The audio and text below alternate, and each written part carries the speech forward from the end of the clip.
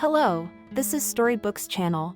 New videos are posted every day. Subscribe and click the bell. Is there going to be food in this house today or what? The father of the family asked loudly and indignantly. Benjamin, honey, but we just had dinner. Kathy looked surprised at her husband, who was sitting in front of an empty plate, holding a spoon in his hand and looking at her expectantly. She had fed the whole family a modest dinner and was determined not to understand exactly what was required of her. The children had long since eaten and gone to their rooms to do their own things. "Oh, so it was dinner?" Benjamin asked mockingly. "I thought dinner should have some meat in it, at least in a man's dinner. You're the one who can get by with a cabbage leaf for breakfast, lunch, and dinner. I'm the one who works and brings money into the family. And as I thought, I had the right to expect a decent meal for that money." Kathy bit her lip. She belatedly realized that the old story was starting again, repeating itself every time the month came to an end. Each time, her husband approached this conversation very differently than the previous one. That was why the woman didn't immediately realize what he meant. She sighed heavily. "I didn't want to start this useless argument again, which would only lead to another quarrel and nothing more." She had heard all of Benjamin's arguments many times before, and many times she had answered them with her own. But they had never been able to come to an agreement. Nothing new. Kathy was sure of it. Neither of them had come up with anything, which meant that the continuation of this conversation would be as pointless as before. Still, she knew her husband was waiting for her answer, and keeping silent wasn't the answer either. 2 or 3 times she had tried this tactic before, and the result was not to her liking at all. "Benjamin," Kathy began gently, "we've had this discussion many times before. Should we start this again? It is." Her husband interrupted her firmly. "We're going to have this conversation until the situation changes. Or, to be more precise, until you get your act together and go to work. I can't, after all, drag you all around my neck forever." Kathy spluttered. "Honey, how can I go to work? They're not taking the little ones to daycare yet. There's no room anywhere. We can't afford a nanny, even if I got a job somewhere. But other people manage somehow, without any nannies. Other people have grandparents, sisters and brothers, someone else. But we have no one. I'm an orphan, and your parents don't want to take care of the kids, even for half a day. So I could get a part-time job. Don't put this on my parents again. They raise their own kids, and they don't have to take care of yours." Kathy froze on the spot, even stopped washing the dishes, which she had begun to do during this awkward conversation. The word alone hurt her, as if her husband had hit her. However, she wasn't sure physically hitting her wouldn't have come out less painful. "What do you mean with mine?" she exclaimed. "They are our children, Benjamin. You wanted them as much as I did." Benjamin grinned wickedly. "I did, but I didn't," he said. "It's not like we agreed that I'd have to carry the whole lot on my back. I thought that you'll sit on maternity leave for a while, and then, like all normal people, you'll go back to work. And now that you're a housewife, the kids are your responsibility, and I have nothing to do with them." Kathy felt as if someone was squeezing her throat with strong fingers. These statements were something new. Benjamin had never made such statements before. Yes, he complained that he had to feed his family alone, on his salary, which was not very high. His wife couldn't provide him with what he thought he needed, but never before had he claimed that their joint children had nothing to do with him.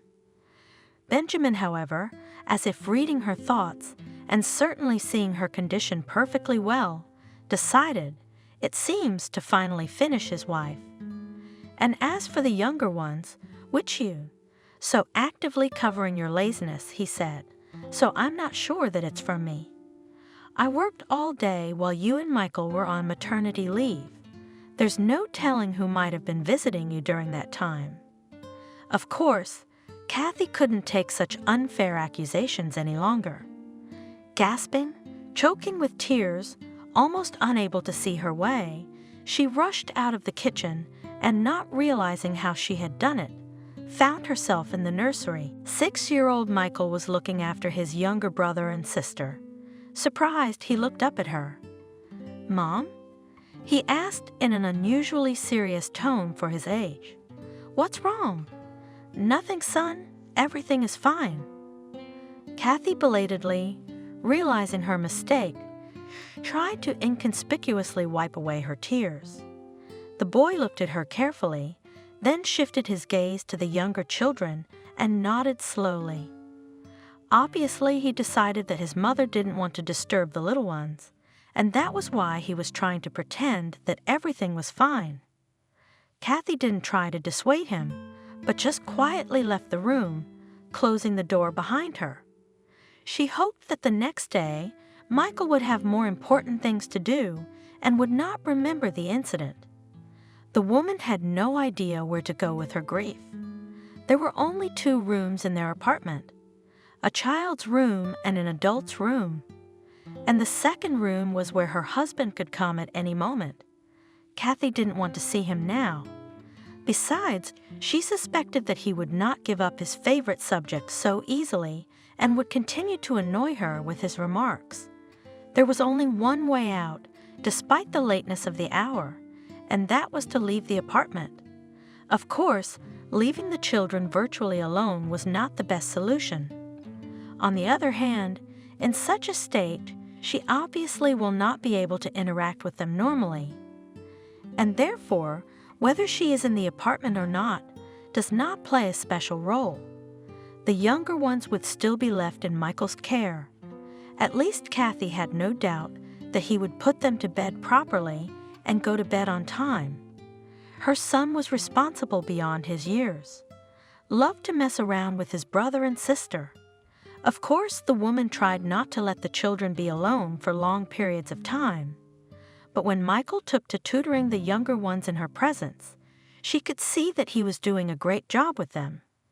Yes, she was lucky to have a son, and at the moment that was her only consolation.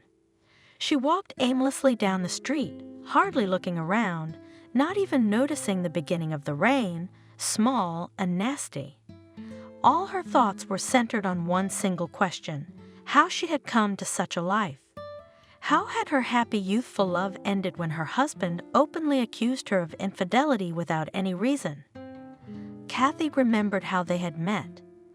She is a young economics student at one of the country's leading universities. He was a promising young entrepreneur. Together they seemed to others, and to themselves, to be a perfect couple. Their relationship developed like in some romantic fairy tale. Courtship, gifts, restaurants, huge gorgeous bouquets of flowers. Both of them had a great future ahead of them, and hardly anyone could imagine the poverty and doom in which these people found themselves now. And this fall began, perhaps, at the very moment when Benjamin began to persistently persuade his future wife to leave the institute. "Why would you do that?" He said, "My income is enough for 2. You will stay at home, cook, clean, bring up children after all." At first, Kathy flatly refused to even hear about it. Raised in an orphanage, who had every chance to be at the bottom of life, she, by incredible diligence and by some miracle, managed to get into decent society. And now she clung to that opportunity with all her might. However, in the end, Benjamin managed to convince the girl that now this wonderful new world, in any case, will not go anywhere from her. And at first, everything was really good. Kathy, as Benjamin had planned, was setting up a household in the common house while he was doing his business. They had enough money, even with a surplus. Nevertheless, somehow it didn't work out. There were always some not obligatory, but pleasant things that I wanted to buy right now. And perhaps none of them at that time thought about the need for any savings. My parents would help us in case of emergency, Benjamin assured his young wife. When she timidly started talking about it, "You know they're not poor," Kathy still didn't know. He himself at that time believed what he was saying or was deceiving her, confident that that very critical situation would never happen. Anyway, after a while, something happened to his business. Kathy did not go into details and knew only that over time it began to give less and less profit until, in the end, did not finally collapse. And that's when it became clear that Benjamin's parents weren't going to help the young family in any way. "Except for you," his father told him. "We have younger children who are not yet on their feet. And you're a grown man, and you have to deal with your problems on your own." Then they had to sell the luxurious large apartment in which they lived and move to a small 2-room apartment on the outskirts of the city. Surprisingly enough, Benjamin himself was most dissatisfied with this arrangement. Apparently, it was the fact that he had spent his whole life in luxury, and now he was forced to carry a rather miserable existence. Kathy, on the other hand, was philosophically calm. She, of course, had also become accustomed to a poor life, but she had once led it, and therefore was more prepared for various difficulties and knew what to do under such conditions. Quite quickly she found a job. She got a job in a store as a saleswoman. The salary, of course, was modest, but it was still better than nothing. She didn't see any other options for herself anyway. Benjamin, on the other hand, chose a completely different way to solve his problems. He went on a long-term bender. Kathy didn't blame her husband for anything. Things happen in life. On the contrary, as a decent wife, she tried to inspire him, calm him down, and support him. And in the end, her efforts succeeded. Drinking Benjamin stopped and began to develop new ideas for business, which would allow their family to return to its former wealth and prosperity. However, with these ideas, always something did not go well, even if it was possible to save some initial amount and start a new business. Quite quickly, there were all sorts of difficulties that brought all Benjamin's efforts to naught.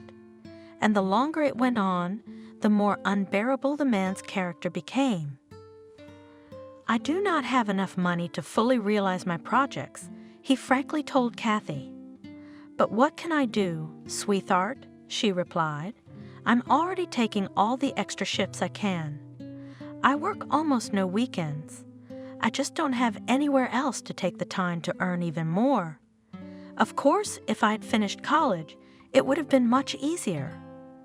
But what's to be sorry about now? This situation should be a lesson to both of us. I need to finish my studies and find a normal job. Besides, like I said, I'll need to save up.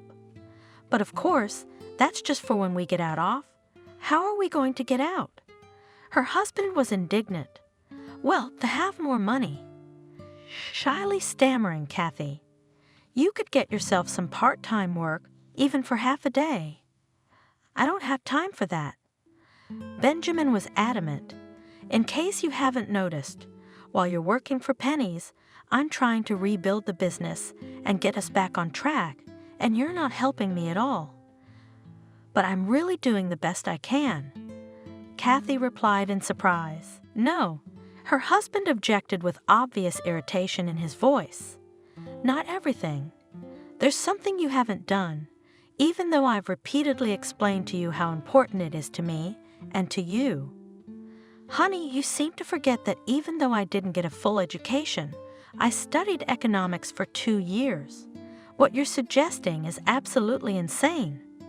Maybe you'll finally start trusting me on things I know something about. You just don't believe in me," in a frustrated voice. Benjamin replied, "You think that if I've made mistakes once, I'll make them all the time and I'll never make them again." After such statements, Kathy, of course, immediately rushed to convince her husband that he is deeply mistaken and no one believes in him as much as she does. Eventually, this conversation would end with nothing, only to begin again the next day. However, no matter how hard Benjamin tried, there was no way Kathy could agree to his plan. And his proposal was very simple: to take out a large loan in her name to put the money into business. He, a bankrupt, and in addition officially unemployed, no bank wanted to lend. Therefore, he could not realize his idea without the help of his wife. Kathy urged him to think about how they would pay back the loan in case of another failure. She was absolutely sure that this was not the way to restore the former status, but to an even deeper hole, and to her luck, she did not give in to any persuasion from her husband. And then she got pregnant with Michael. And Benjamin had to leave all his business ideas and get a job to be able to feed his family, which was soon to become even bigger. Of course, he was not happy about this prospect, but both spouses were still sure that this situation was temporary.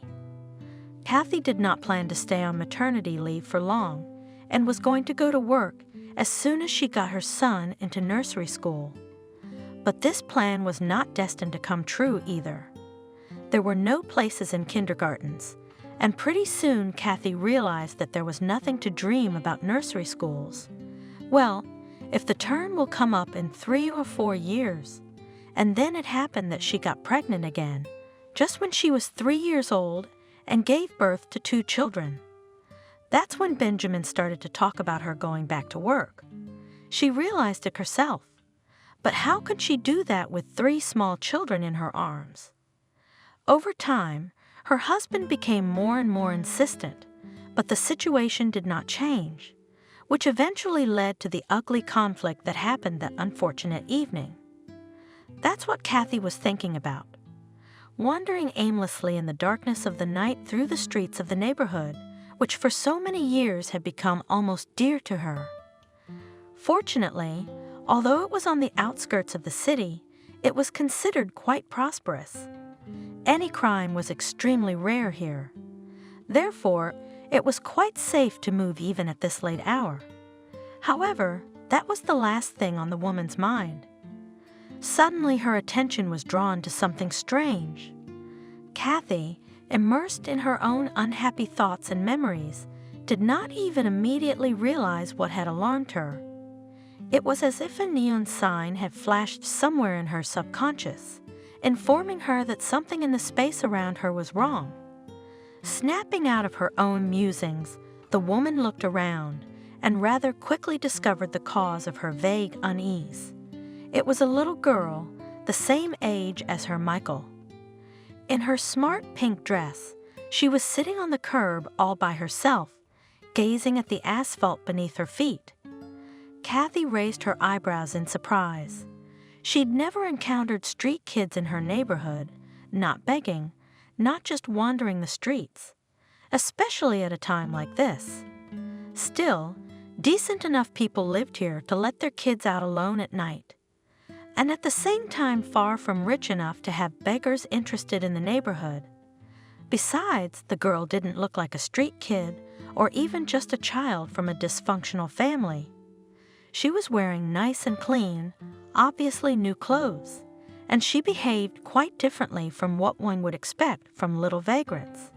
The whole situation surprised Kathy. Surprisingly, it was unimportant, a background of sorts. In her mind, she realized all these details much later, when she was once again replaying this strange encounter in her head. Right now, she was only interested in one thing: a child on the street at night, which meant she was in potential danger. She had to give this girl all the help she could. With that in mind, she approached the child carefully, so as not to frighten her, and squatted down in front of her so that their faces were on the same level. Kathy spoke softly and affably. "Hello," she said. "What's your name?" "I don't know." The girl answered surprisingly calmly. "What is it?" Kathy was surprised. "It's like this. I probably knew it once, but I forgot. And who are your parents and where are they?" "I don't know. I don't remember," said the girl. "Do you remember anything at all?" cautiously inquired Kathy. This time the girl didn't say anything, just shook her head silently. The woman, however, was not satisfied with this answer. "But how did you get here?" "I came," the girl answered. "From where?" "From there." The child waved his hand indifferently, showing the direction. "And what was there?" "A forest or a park or something." "I don't know. I woke up there and didn't remember anything. I just went somewhere. And now I was tired, so I decided to sit." Kathy shook her head perplexed. She didn't like this whole situation, and she had no idea what she should do about it. Finally, after a while of silence and thought, she asked, "Are you hungry?" The girl nodded vigorously, signaling that she hadn't eaten in a long time. "Okay." Tiredly, Kathy sighed. "Come with me, I'll feed you, and you'll sleep in our apartment with my children. And in the morning we'll think about what to do with you. And for convenience, I'm gonna call you Molly for now. Do you mind?" "No," quite indifferently answered the new Molly. Taking the girl's hand firmly, Kathy headed for home. All her own troubles and sorrows immediately went out of her mind. That was just the way she was. If someone needed help, her own problems moved to the back of her mind. Especially unbearable for her as a mother was this situation with a neglected child who couldn't even remember his own name. When they reached the apartment without any accidents, it was already about 2 o'clock. All of Kathy's housemates, as she was immediately convinced, were sleeping peacefully in their beds. The woman was pricked by a vague resentment. None of them seemed to care where she was at this late hour. On the other hand, this state of affairs could not please her. Explaining to her children and her husband, especially her husband, where this girl had come from and why she was in their apartment, Kathy had no desire to do so. She quietly went to the kitchen, took out the remains of a modest dinner from the refrigerator, and fed the little waif. Once full, the girl began to yawn desperately. It was clear that Molly not only had not eaten for a long time, but also had not slept for a long time. Kathy decided to make a bed for her on the couch and settled down on the floor. Monstrously tired for the day, she fell asleep very quickly, forgetting to even set her alarm clock. As a rule, she got up before everyone else in the house. After all, she had to make breakfast, her husband had to get ready for work, and her oldest son had to go to school. Besides, she was the only one in the family who was a lark, and early rising for her was not only habitual, but also pleasant. But of course, that didn't extend to when she had to go to bed late under those circumstances. Waking up without an alarm clock proved to be extremely difficult. Naturally, Kathy overslept, and her awakening was not the most pleasant, for she awoke to someone shaking her roughly by the shoulder. When she opened her eyes, she saw Benjamin's angry face right in front of her. "I'm late for work," he exclaimed, noticing that his wife had opened her eyes. "Breakfast is not ready. You're still asleep, not in bed, but on the kitchen floor. And explain to me, please, who is that girl sleeping on the couch?" At first, Kathy didn't even realize which girl he was talking about. Then she remembered her night's adventures and tried to explain to Benjamin what was going on. He listened with a skeptical expression on his face. Then he said that Molly would be gone when he got home from work. Without breakfast, he left for work, leaving Kathy to come to her senses. However, even this luxury was beyond her reach. After only a few minutes, the woman realized that her husband probably hadn't bothered to simply wake Michael up, let alone getting him ready for school. And sure enough, the child was sleeping peacefully in his crib. If Benjamin was already late for work, It was time for Michael to leave the house. For the first time that morning, Kathy looked at her watch and clutched her head. Her son's first class was due to start in 10 minutes. Waking Michael up, she quickly made him a light breakfast and sent him off to class. It wasn't a long walk to school, and the boy could manage it on his own. However, Kathy realized that he would still be late, and that meant that he, and therefore she, would soon be in trouble. However, Kathy wasn't going to think about that right now, as she had other difficulties that required some immediate action. Fortunately, all the hurry that had taken place in the house during the previous half hour had not disturbed Molly's sound sleep. Her rescuer decided to wait until the girl woke up herself, and in the meantime to take care of her own small children and think about what she should do. The girl did not get up until 2 o'clock, and by this time Kathy had already developed a clear plan of action. It was just about time for a walk with the kids, and she decided, taking Molly with her, to stop by the nearest police station. After all, that's what law enforcement is for, to deal with cases like this. "So you found this girl on the street last night?" The officer on duty at the station asked her. "That's right. And she can't even remember her name?" "That's correct." Kathy confirmed it again. She didn't understand the point of this procedure. The woman had already told the whole story once. Then she told it again in a written statement. And now, reading her statement, the police officer for some reason again asked about literally all the circumstances that she had already repeatedly disclosed. "Why didn't you go to the police right away?" "You see, I was very tired, and it just didn't occur to me that it was necessary to do exactly that." "I see," sighed the duty officer. Molly turned out not to realize that it was about her. Or she did, but she didn't pay much attention to it. Instead, she looked at the room they were in with interest. Although in Kathy's opinion, there was nothing fascinating or even beautiful about it, nor could there be. "And what do you plan to do with the child?" The policeman asked after a moment's silence. "What do you mean?" Kathy was surprised. The question had shocked her before it had been asked. The woman sincerely believed that now the girl's fate was the responsibility of the law enforcers. Directly, the duty officer replied indifferently, "We can put her in a special institution, or she can stay with you for now." Kathy's eyes darkened. The choice she was being offered was impossible. On the one hand, her husband had made it quite clear that she would not be here by this evening. On the other hand, her husband had made it quite clear that she wouldn't be here by tonight.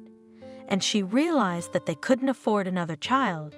They could barely manage their own. All this was understandable and logical. But the other side of the coin was in the words, a special institution, an orphanage. It was unthinkable to let this girl go there. Kathy remembered very well, despite the years that had passed, how difficult it had been for her to live and grow up in the orphanage, how she had had to endure the bullying of other children and the cruel punishments of the educators. For her, it was all in the past. She endured and overcame everything. But she was born into a dysfunctional family and lost even the parents she had. She was used to hardship since she was a child. For her, this kind of treatment was the order of the day. Molly, on the other hand, was a completely different matter. It was immediately clear that she was a homely, beloved, maybe even a little spoiled child with obvious mental trauma, since she couldn't remember her past or even her real name. Kathy was absolutely obvious that this girl simply would not survive in the harsh conditions of the orphanage. Of course, at that moment, the woman had no time to go through all these long and tedious thoughts in her head. But they were undoubtedly what motivated her decision. Looking into the eyes of the duty officer, she answered firmly, "The girl will stay with us." That was the policeman's perfect answer. He was obviously expecting such an answer, and when he received it, he suddenly opened up. I'm an orphan myself. I can see that this girl doesn't belong in an institution like this. That's what I thought. Quite coldly, Kathy replied. As a matter of fact, he went on, not noticing her tone, it's not exactly in the rules to leave her with you. But I'll try to straighten it out. Good, the woman replied. Can we go now? Yes, of course. If we hear anything about the little girl's relatives, we'll call you. But to tell you the truth, I'd advise you to start looking on your own. You know, sometimes the internet can do more than the police.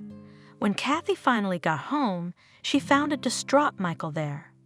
He had already returned from school and dejectedly showed his mother his diary, which contained a note about his tardiness and the fact that the class teacher had called her in.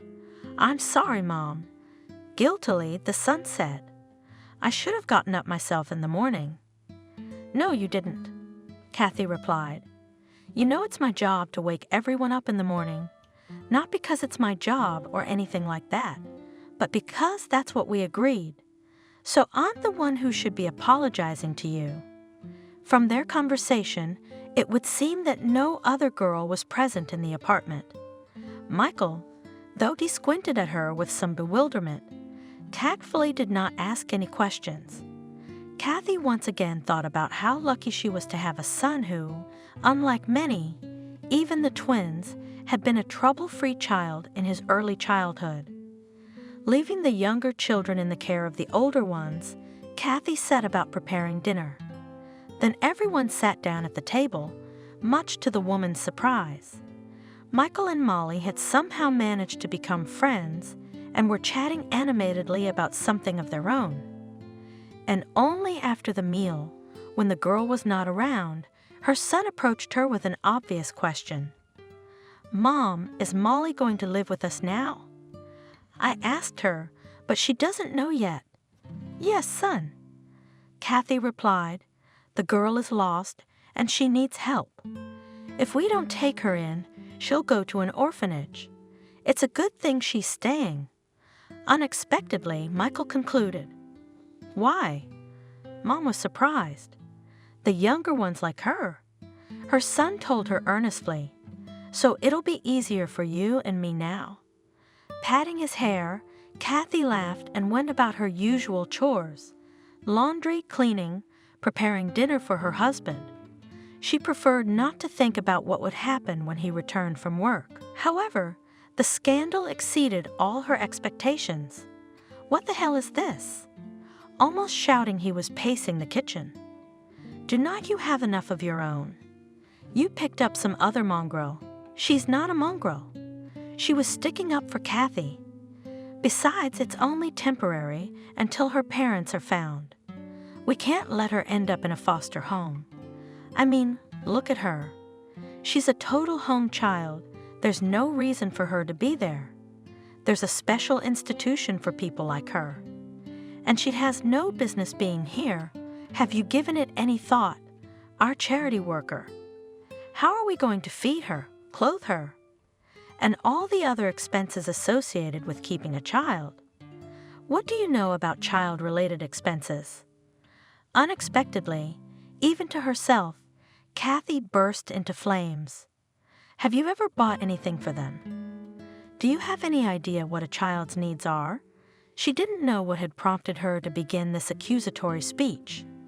Perhaps it was just a resentment that had built up in her soul over the years, and now she needed a place to vent it. Her husband listened to her angry confession, unusually quiet, without interrupting or objecting. He must not have expected such pressure from his wife, usually affectionate, calm, even in conflict situations. And Kathy kept talking and talking, saying everything that had accumulated in her soul, and that the money that he earns, categorically not enough to live on, and that it could have been avoided if he had gotten a job right away instead of sitting on her neck for several years. She even reminded him of the various excesses that he allowed himself after the birth of their children, while she herself had to count the pennies that he gave her to somehow feed and clothe the whole family. She talked, of course, not only about money, also about how their relationship had deteriorated, how she lacked the former love and romance, not only and not so much flowers and gifts, of course not. She would like some simple human attention, and at least a little warmth and participation, instead of constant unfair reproaches. Well, in a perfectly calm tone, Benjamin said, when Kathy had finally finished her monologue, "I take it you're all much better off without me than with me." The ominous phrase hung in the air, and the man, without another word, took a large suitcase out of the closet in the room and began to pack his belongings into it. Kathy, it would seem, should have, seeing this, started crying, apologizing, telling her husband how much she loved him. Persuade him not to make any hasty decisions, and only some 2 days ago she would have done just that. But now she looked on with the equanimity that had ruined her. Benjamin was assembling at an emphatically leisurely pace and glanced occasionally at Kathy. Obviously, he expected the usual reaction from her too, and probably more intent on scaring the woman than actually going. If so, his plan didn't work, and once the suitcase was fully packed, there was nowhere to retreat to. "To hell with you," he threw angrily to his wife and slammed the front door behind him. Kathy stood in the middle of the kitchen for a few more minutes, then waved goodbye and went into the nursery. There Molly and Michael did their best to calm the younger children, obviously frightened by the ugly scene in the kitchen. The older ones were as pale as chalk, but feeling responsible, they tried not to panic. The woman hugged all 4 of them tightly.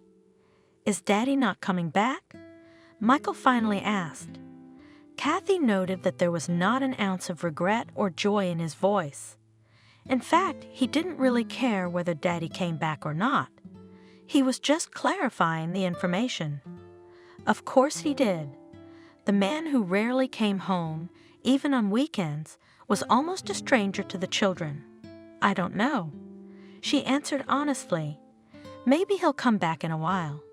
So they became a family of 5, 4 children, and Kathy herself. If at first she had feared that without her husband's help she would not be able to support such a horde of hungry mouths, she soon discovered that this was not the case. On the contrary, without constant scandals and ridiculous demands to live much easier and calmer. This was despite the fact that there was no money for household expenses. Benjamin allocated from his salary some very tiny amount, while the bulk of them Kathy paid from her maternity pay. It was getting close to the time when the former were due to expire, and that was a bit of a problem. Kathy realized there was no way she could go full-time with 4 young children. But suddenly, with Benjamin gone, she had the energy and time to slowly start looking for part-time options. And that's where a few happy accidents helped her.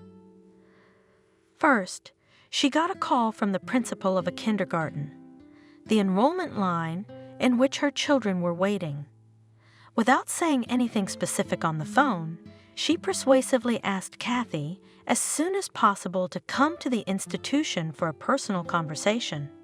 "Hello," she began the meeting. "I understand that you have been waiting for a long time for your children to be able to enroll in our daycare center. So long that one of them has already managed to go to school." Kathy replied somewhat irritably. "I'll tell you a secret," the principal remarked. "By the time it's your turn, the younger ones will have already gone to school. Many are left without a garden. Unfortunately, we have many more children than places. And don't look at me like that. I didn't come up with this, and it's not in my power to change it. Why did you call me? Just to tell me we don't stand a chance. On the contrary, I called you here to offer you a solution to this problem. You see, the nursery nurse quit a while ago. No one stays long, you know, and there's no way to find a new one. The remaining staff are knocked down and are also about to run away. So I thought I should offer this vacancy to someone who has been waiting for a long time. I'll be honest, it's a lot of work and the pay is low. But we can get your kids into an age-appropriate group right away. And why are you suggesting this to me? Kathy asked suspiciously. I don't even have a teaching degree. Surely there are more suitable candidates, but you have 3 children of your own. Believe me, in the job you have to do, that's more important. However, I will not hide more suitable candidates. As you put it, we also made such an offer, but none of them accepted it. So we made a list of those who might be interested in such a deal, and you were not the first one I called. Is that answer satisfactory? Kathy was fine with that. Now she had some work, which could be perfectly combined with taking care of the younger children. The older ones were already independent enough to spend a few hours in the apartment without her and to heat their own lunch. Moreover, the kindergarten was not far from their school and home. Of course, they were not living very well, but not worse than before Benjamin left. Life was beginning to get better, and after a while, a second good thing happened. This time, Kathy was called in by the same police officer on duty who had taken her statement about finding Molly in the street a few weeks ago. Any news about her parents? Kathy asked hopefully. Alas, none, the policeman replied. Like I told you, we're not very good at this sort of thing, especially since the data set on her is minimal. Have you tried looking for her yourself? I didn't have time for that, the woman shrugged. I have 3 of my own besides her, you know. And recently my husband left. I see. The policeman sighed. But in general, I called you on a very specific case. You see, I've finally managed to formalize Molly's stay with you. That means that now you can put her in school and everything. That's great, Kathy replied. The fact that Molly couldn't go to school was really stressing the woman out. For now, she was tutoring her on her own. But she realized that this issue would have to be resolved no later than the beginning of the next school year. And already summer was fast approaching. And that meant that the problem would soon become acute. Yes, besides, you become the girl's legal guardian. That, of course, comes with certain benefits. Plus, I understand you'll qualify for certain benefits as a mother of many children. It worked out exactly as he said. Of course, there was never enough money for anything. But now, at least Kathy could be sure that the children would be clothed, fed, and enrolled in school. Contrary to her fears, life without Benjamin had not collapsed not only financially, but emotionally as well. No matter how hard she tried, she still could not experience any feelings about his departure. Something must have burned out in her the very moment her husband recklessly accused her of non-existent infidelity. Such a reaction was very surprising to Kathy herself. But for all that, it couldn't help but make her happy.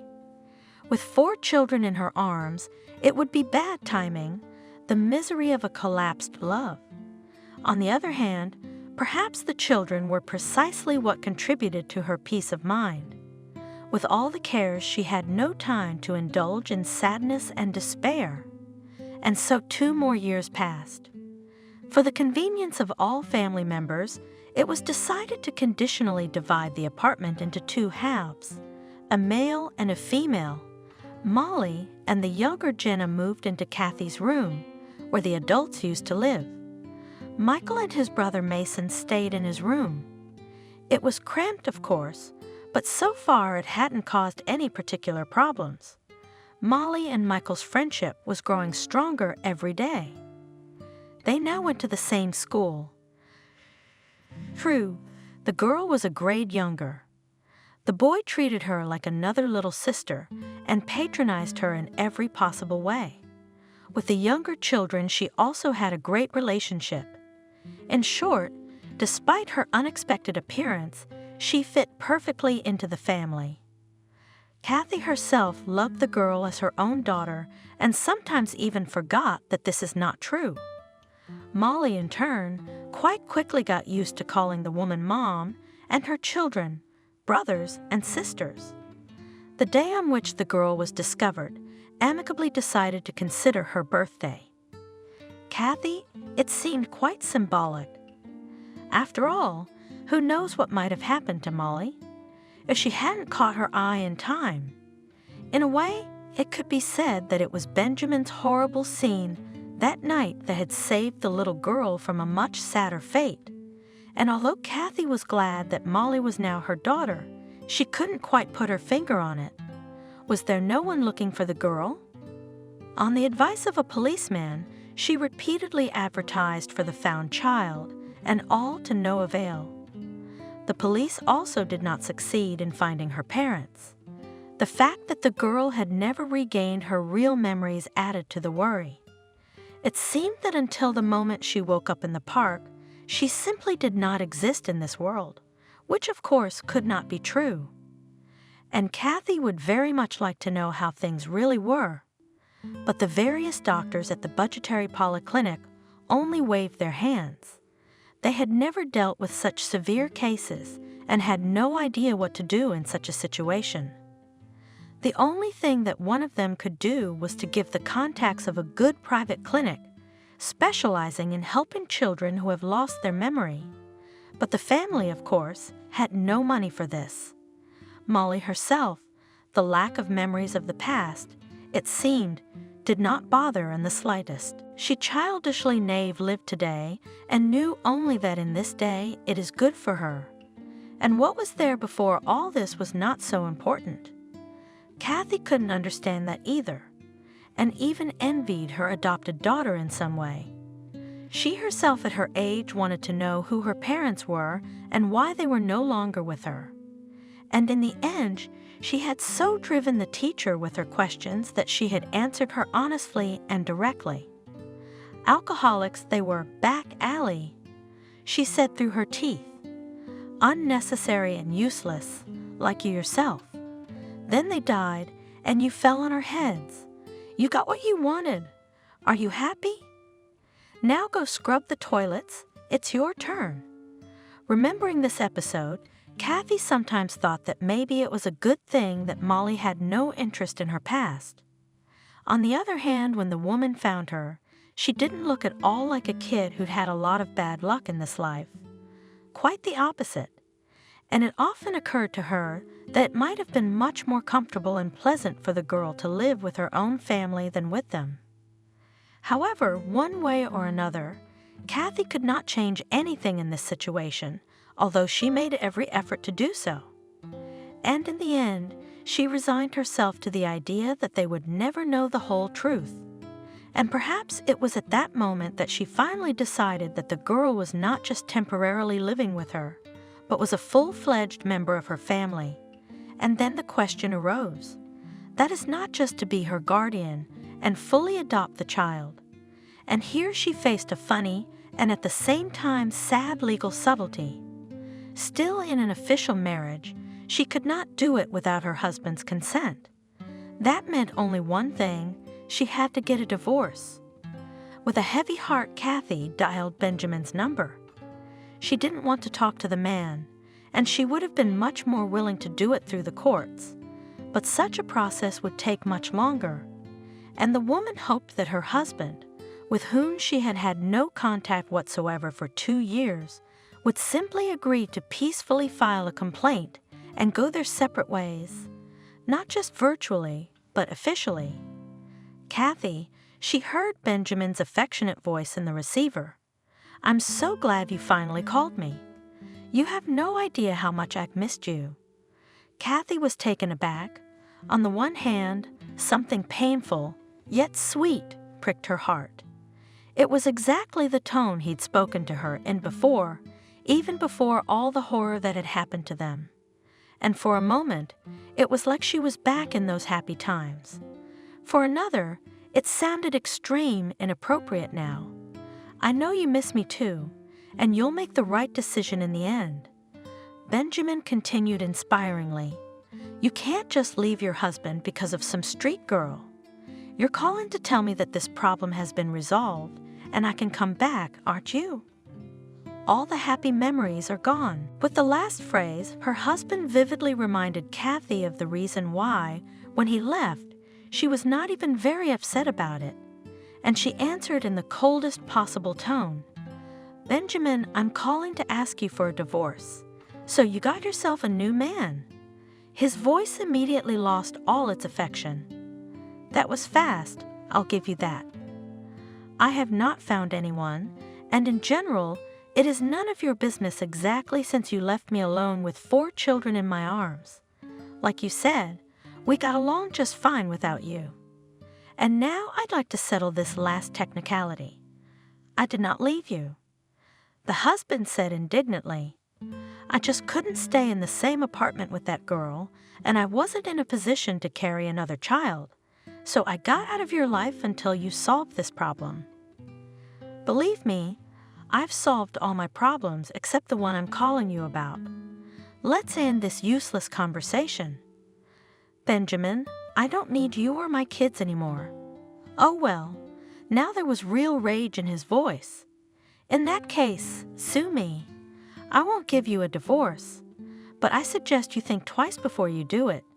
And for example, remember that the apartment you and I bought in marriage, it's a jointly acquired property. And now I have to live with my parents, who aren't too keen on having me here. Do you see where I'm going with this?" And with those words, he hung up. Kathy could not believe what she had heard. Would he really not give her a divorce? In fact, he threatened to take away her and the children's only corner of the house if she did. Could it really be true? That romantic, loving young man she once married, but she had nowhere to retreat. After a few more attempts to peacefully negotiate with her husband, she realized it was all useless. Either she gets rid of Molly and Benjamin comes home, or divorce through the court with division of the apartment. He wouldn't hear of any other options. "I realize you still need time to come to your senses," he said in one of those conversations, "and I'm not in any hurry to make a decision. But since you deign to talk to me, keep in mind that I'm waiting for it, for your decision. And even my patience isn't unlimited." Kathy herself didn't want to drag this whole thing out, maintaining a status of sorts. It was clear that it was impossible to hang this issue indefinitely. It was necessary to solve it right now. After all, Molly's formal adoption was also a kind of formality. Like this divorce, it was true. But what if, for example, she wants to remarry? In the end, Kathy made up her mind after all and applied to the court. Before doing so, she did one thing. She tried to explain to the children in terms they could understand that their living conditions could soon become even worse than they were before, and at least for a while they would all have to live in a one-room apartment. To her surprise and delight, everyone was sympathetic to the decision. Benjamin kept his word and really tried to sue for the part of the apartment that belonged to him. However, unexpectedly, the court rejected his claim. The judge cited the fact that all their children live in the apartment with their mother. In addition, there is also the only place of residence of another child. Therefore, it is impossible to divide the apartment in any way, unless if part of the children's hapless father will take to his upbringing. There was an ominous silence in the hall. The children were too young to have their opinions and desires taken into account by the court. Consequently, at this point, everything depended on Benjamin's answer. For a few minutes, he looked triumphantly at his former wife. She understood that he didn't want children, but for the sake of jangling his nerves, he might agree to the proposal, and then they will face many months of new trials, fighting for the children, which of course he will lose. But all of this will take away Kathy's time and money, not to mention 1 million nerve cells. However, the husband apparently decided that he did not need these problems at all either. so he agreed to let the children stay with their mother. But in this case, he is entitled to compensation in the amount of the market value of his half of the apartment. The court agreed. However, taking into account Kathy's small income and the number of her dependents, she had to pay this money in small amounts over many years. Not that this decision satisfied either side. Nevertheless, it was the only possible compromise. In Kathy's family, this state of affairs was considered an absolute victory. The children, however she had prepared them, appeared terrified of the legal process, especially the prospect of being separated and forced to live with a father the younger ones didn't even remember. And now that it was all behind them, the boys were jubilant. Besides, being a completely free woman and Molly's longtime guardian, Kathy, though not without difficulty, was able to get the girl officially adopted. This was the occasion for a big celebration by their standards. Inexpensive but tasty cake from the store and a trip to the amusement park were to be its indispensable attributes.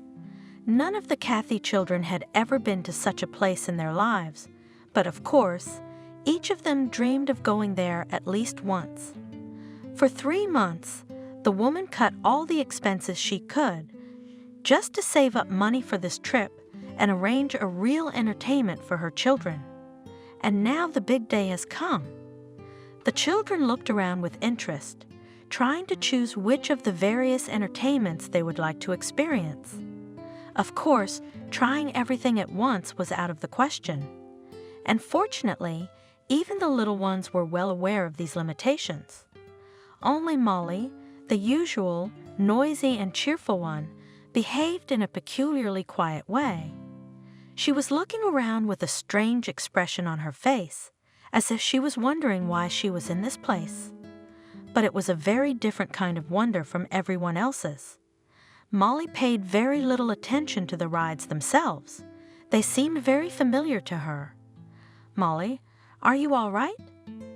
Kathy asked her, concerned about the girl's atypical behavior. "Yes, I'm fine," Molly replied, her voice quiet and colorless. This startled the woman even more. The intonation of the child was radically at odds with the meaning of her words, which was completely out of character for Molly. Open and trusting. She was not used to hiding her emotions, so her attempt to do so was a complete failure, and it alarmed her foster mother even more. However, Kathy did not continue this dialogue. She realized that if Molly had any reason to try to hide her feelings, then no matter how much she questioned, she would only succeed in making the girl even more withdrawn. Otherwise, there's a good chance she'll want to share her feelings. And so it happened. Kathy's own children were completely mesmerized by their surroundings. Unaware of their surroundings, they argued passionately about which attraction to try first. Finally, they came to a common decision and went on the Ferris wheel. Molly unexpectedly refused to go with them, citing fear of heights. No one tried to talk her out of it. She and Kathy sat down on a bench, from which they had a good view of the wheel's cabin, in which the others sat, all the way to the Ferris wheel. An awkward silence reigned for a while. Then the girl interrupted it with a phrase that her foster parent least expected to hear. "Mom, you just don't get angry with me." She started and stopped halfway through, trying to see Kathy's reaction in her eyes.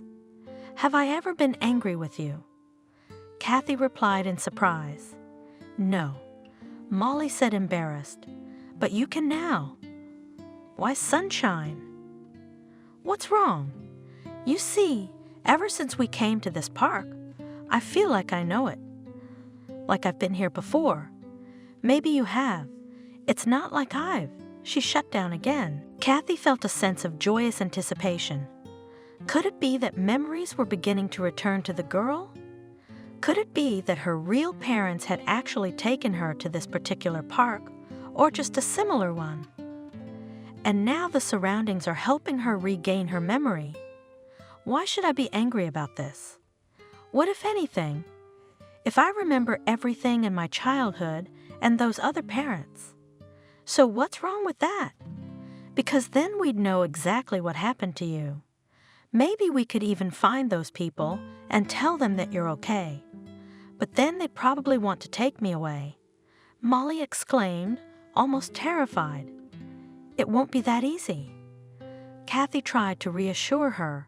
"You'll be 9 years old soon, maybe more." "We don't even know that for sure.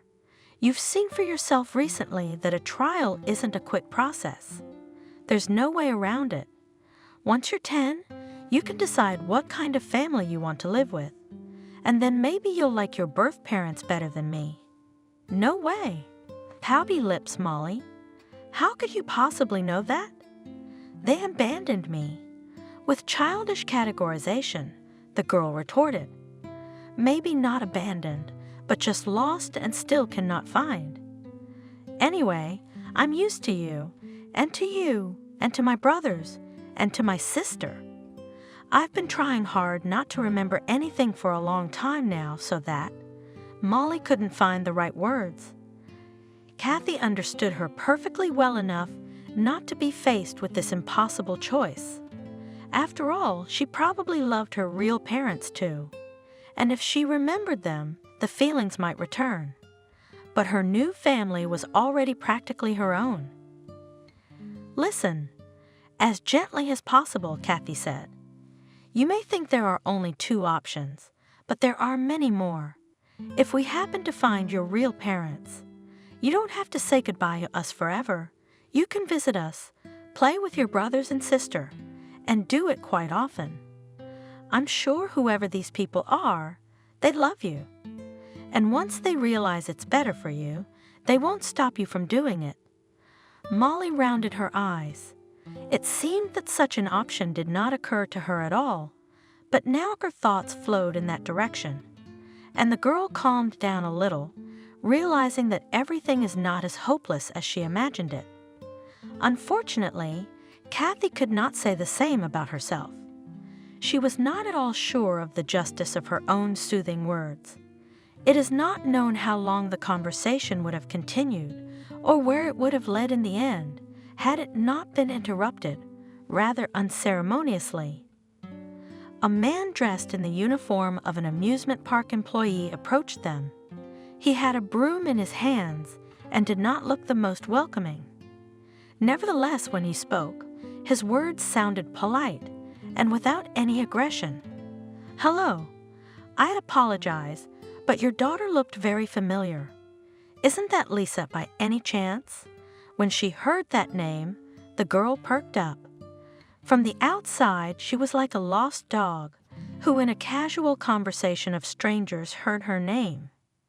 She began to stare intently at the janitor, as if remembering whether she had not met him before. "You see, what's the matter?" Carefully choosing her words, Kathy replied, "We don't know for sure, and we can't rule out that it is her. The fact is that this girl was found about 3 years ago, quite far from this place. She was wandering around in the street at a very unchildlike time and remembered absolutely nothing of her past and unfortunately still doesn't to this day.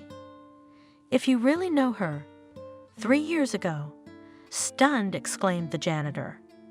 "I'm sorry, I didn't mean to interrupt you, but that's when I and anyone else last saw the girl I'm talking about. Of course, she looked much younger then, but the resemblance is uncanny. Tell me everything from the beginning," Kathy suggested. While the janitor sighed and collected his thoughts, the children on the Ferris wheel returned. Michael, however, realized from the look on their mother's face that something serious was going on and that it was not worth interfering with the conversation. He diverted the attention of the younger ones to something and then gently led them to the new attraction. They used to come here a lot, you see. The girl's family, father, mother, and little girl. The janitor began at last. They used to come here almost every week, and then they disappeared. But I didn't think much of it at the time. Maybe they found another park they liked better? or something. That's when the amusement arcades started sprouting up all over the city like mushrooms after a rainstorm. And then what? Molly asked, listening to him as if mesmerized. And then I saw an ad in the paper that the girl was missing. The parents offered a lot of money for any information about her whereabouts, but as I understand it, they never found her. Do you have, I don't know, a copy of that paper? With a mixture of fear and hope, Kathy asked. There's no newspaper left. The janitor replied, but if you are interested in the contacts of these people, I kept them just in case. What if I see or hear something? Digging a little in his pocket, he took out an old push-button phone, found the right number, and dictated it to Kathy. Wouldn't it be nice if you were Lisa? He said one last thing to Molly. Her parents, as far as I could see, were very fond of her. Both Molly and Kathy returned home in a strangely agitated state. Perhaps the solution to the mystery that had plagued them, both for 3 years now, was right in their hands. But neither of them knew where its discovery would lead. The shrewd Michael, of course, noticed that something was amiss, but he didn't ask any questions. On the contrary, he carefully diverted the attention of Jenna and Mason so that they wouldn't pester him. Kathy spent several days in a row with the phone in her hands, dialing the cherished number, then quickly resetting it before the call could go through. It wasn't even that she was afraid of what she might find out. It was just that she had no idea how to start this difficult conversation. But at some point, gathering her strength, she did take that decisive step into the unknown. Hello, what can I do for you? After a few beeps, a pleasant male voice answered her. Hello, said Kathy. Then she exhaled sharply and continued. My name is Kathy. I'm calling about your daughter who went missing about 3 years ago. What? The polite, neutrally friendly tone of the caller changed immediately. The man was obviously stunned by what he was hearing and had no idea how to react. Whether to rejoice, whether to be indignant, whether to be frightened. What information could this strange woman be telling him? You know what this is about. There is some possibility that she has been in my care all this time and was recently adopted by me. I can't say for sure, as the girl had lost her memory for some reason and had no idea of her relatives. I don't want to get your hopes up, but a few days ago, she seemed to be recognized by the janitor at the amusement park. I think you and I should meet and talk things over. The man replied gruffly. You're right, but I'd prefer the first meeting to take place without the girl. Why bother her and you unnecessarily? I agree, he replied. Only a few hours had passed when Kathy, terribly worried, walked into one of the most expensive restaurants in the city. A man was already waiting for her at the indicated table. Perhaps he was about 10 years older than she was, which did not diminish his beauty. Even in such an environment, the woman could not help noting that he looked just great. Hello again, she said, taking a seat across from him. He nodded silently. Either he didn't want to say anything, or he just couldn't. Without saying a word, he took out a folder from his business briefcase and put it on the table and carefully moved it to his interlocutor. She, in turn, handed him some simple film photographs of Molly. Opening the folder, Kathy found that the stranger had the same thing on his mind as she had. He had brought several pictures of his daughter, apparently taken shortly before her disappearance at the very same amusement park. In one of the pictures, she posed in the pink dress she had been wearing the night the woman had found her on the street. There could be no doubt. Molly was the one in the image. Kathy had no pictures of the girl from the same period, only the most recent pictures, taken on a recently acquired cheap camera, bought out of hand on one of the classified sites. Despite this, the man apparently recognized his daughter unmistakably. "It's Lisa," he whispered. "My God, she's alive, and as far as I know, perfectly healthy, except for the memory loss. I'm afraid it's true that I had no way of providing the standard of living to which she was accustomed, but the alternative was an orphanage, and I felt that even my modest 2-room apartment on the outskirts was better than that." The man fell into silence again. Kathy did not hurry him. She understood roughly what kind of storm was going on in this man's soul. At last it subsided a little, and he was able to put words into sentences. The first thing he said came out of the blue. "I never introduced myself. I'm Charles. Nice to meet you." Kathy replied in a casual way. "Yeah." He hesitated. "I'm sorry. I'm in a bit of a state of shock right now. But anyway, I have to thank you for taking my little girl in. I've been trying to find her parents for quite some time, but apparently they've separated from you somehow." Cautiously she began.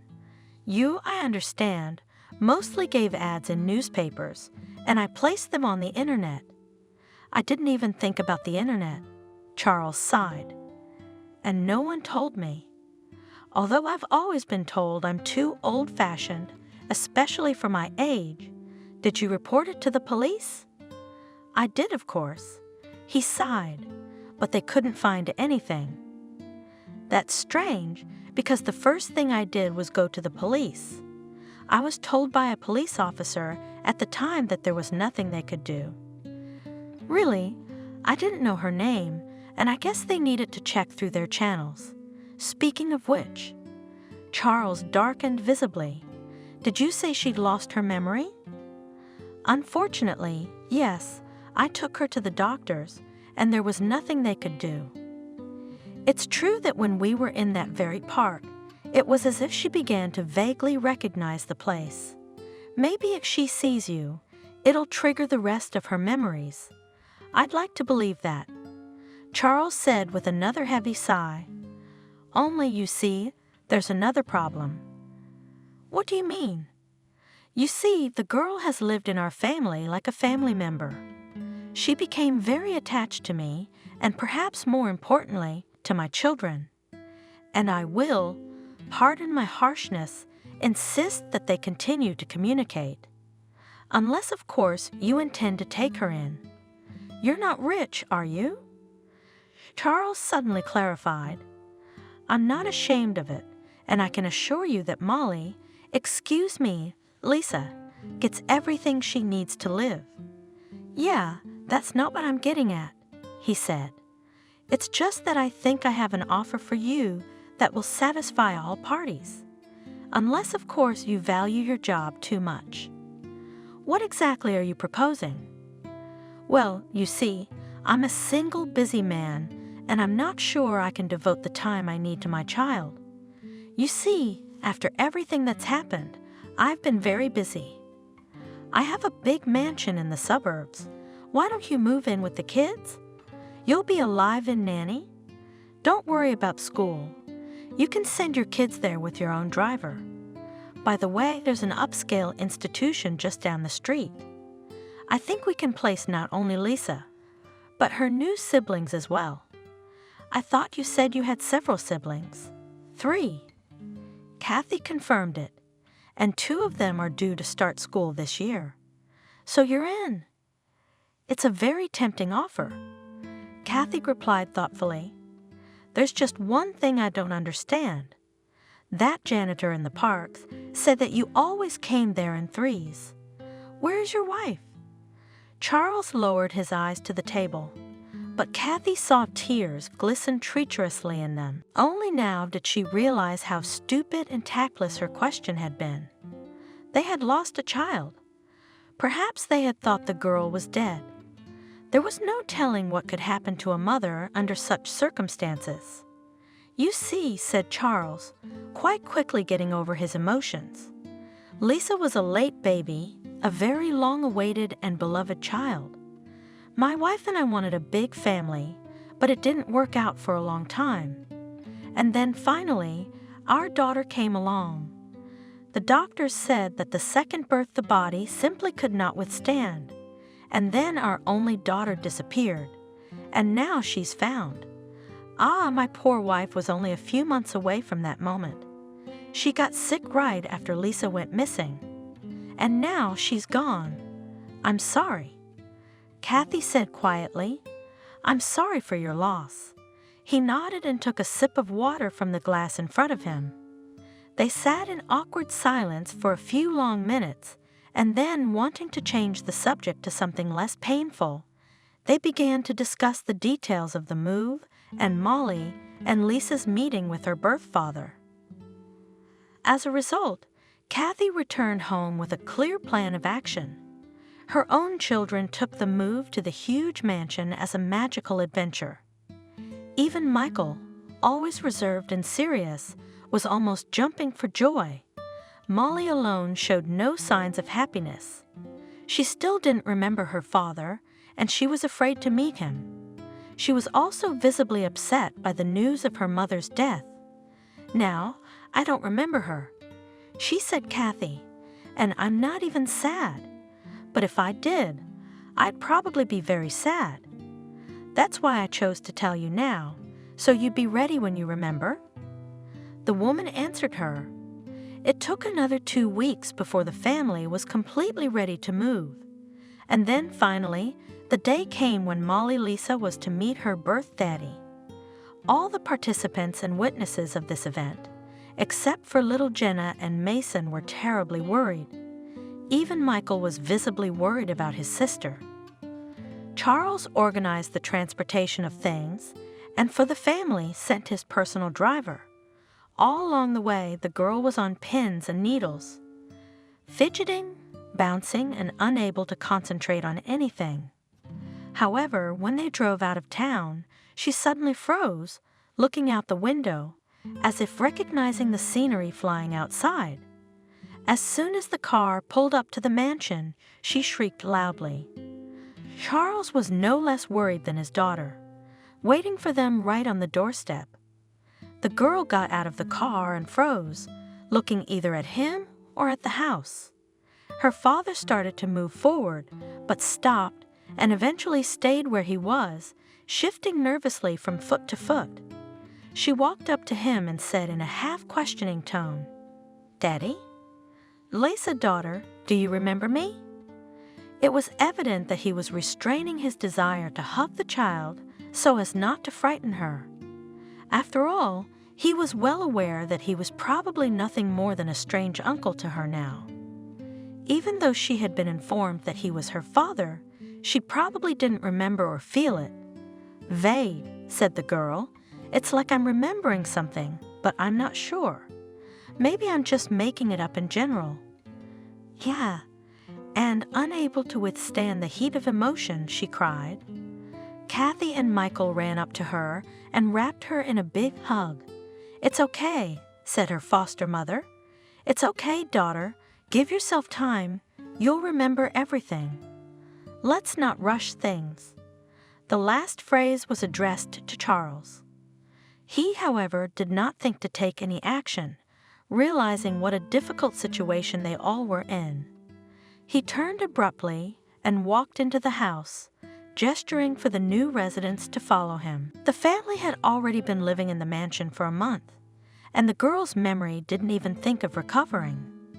From time to time, she seemed to recall some fragments, but she could not understand whether it was true or a figment of her imagination. Finally, Charles and Kathy decided that it was time to seek professional help. By some miracle, the woman found a business card from a private clinic that had once been left for her by one of the doctors at the city hospital. Charles could afford to pay for the services of its specialists, and Molly Lisa began to visit this institution regularly. "Don't expect immediate results," one of the doctors warned them. "It can take many months or even years to regain your memory, especially if it was lost as a result of a traumatic memory. Do you think she suffered some kind of trauma?" Charles asked worriedly. "I mean psychological trauma," the doctor explained. No physical injuries were found in our examination, but the very fact that she was lost could be what blocked her memory, especially if she had time to decide she was never coming home again. A defense mechanism of sorts, if you will, and now we have to convince her brain that it doesn't need it anymore. That night, after putting the children to bed, Kathy knocked on Charles' room. He was sitting at his desk writing something in a thick notebook. "Do you need something?" he asked politely. "Charles, I've been meaning to ask you something, but I've been hesitating. Can you tell me how Lisa disappeared? Call her by her usual name if you like. She doesn't respond to Lisa anyway, and it's not certain that she ever will. As for the circumstances of her disappearance, I don't really know much about it. My wife and I put her to bed that evening, and in the morning she was gone. We searched the house and the neighborhood, but found nothing. There were no security cameras either at our place or on the road, but we didn't find any sign of intruders in the house. It's as if she left of her own accord, but she had no reason, as far as I can see, to do so." "Not to my knowledge, no," Charles answered. 6 months of treatment at the clinic have passed, and it has finally yielded its first results, and most happily for the girl's father. She finally remembered him. It came to light in the early morning when a pleased Molly Lisa ran down the stairs to the living room where Charles was having breakfast and embraced him in her arms. This, of course, in no way canceled her love and affection for her new family as well. It was only now that she was truly happy that they all lived in one spacious house. From then on, she began to answer to both her names. And when it was time for her to get a passport, she insisted that they both be registered there. From that day on, her memory gradually returned to her. The girl recalled some episodes from her childhood, the mother of the neighbor children with whom she liked to play. By the time she was 14, she remembered literally everything but one thing: what exactly had happened the day she'd gone missing, and how she'd managed to end up on the other side of town. It wasn't until another 2 years later that those memories began to come back to her as well. Not at once, very smoothly, at first in the form of some vague images that came mostly in dreams. But gradually they became clearer and clearer until, finally, not formed into one coherent picture. And it was then that Molly Lisa finally managed to tell everything to her parents. The solution was ridiculously simple and trivial. "I went to get the cat," she said. "What kitty?" Kathy was surprised. "A beautiful white one. He was walking in our yard, and I couldn't sleep, so I watched him from the window. And then he left the yard, and I wondered where he was going. So I climbed out the window. My room was on the first floor. I followed him. I thought it wouldn't be far. I'd just take one look. I came out of the courtyard, and he was gone. I went one way. I tried to look the other, but he was nowhere to be found. He must have run off somewhere to do his cat business, or maybe he was just walking around and went home. I was about to, too, when I realized I wasn't going to find the cat anyway. So you just got lost." Charles was surprised. "Yeah, that's how it works. And apparently, trying to get back, I started walking farther and farther away from home. By morning, I reached the city. I was cold, of course, tired and hungry. I figured I could take a bus. I've seen them around here. And I went the wrong way, of course. And to tell you the truth, it was probably the wrong bus. So I walked around the city for a few days and got to the other end of it, where, as I understand it, no one thought to look for me. I didn't sleep the whole time. I was afraid. But at some point my body couldn't take it, and I fell asleep right on a bench in the park. And when I woke up, I didn't remember anything. I went wherever I was going, and then my mom met me. That's the whole story." Around the same time that Molly Lisa's memories returned, Charles and Kathy decided to get married. Living in the same house, they became very close and found quite a few common interests. And Kathy's own children had long perceived her new husband as their father. He responded to them in the same way. Kathy fulfilled her childhood dream. Again entered the Institute at the Faculty of Economics and graduated with a red diploma.